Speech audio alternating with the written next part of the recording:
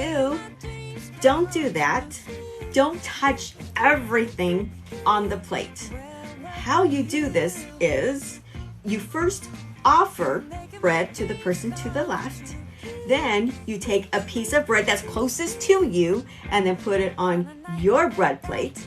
The same thing with the marinara sauce. You take a little bit, you put it on your plate. This way you can double dip to your heart's content.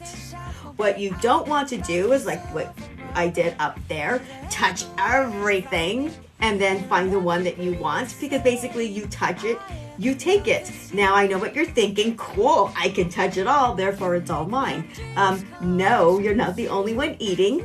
So put it on your plate, a little marinara sauce on your plate, and voila, you're good as gold. Follow along for more tips to help you feel confident in any situation.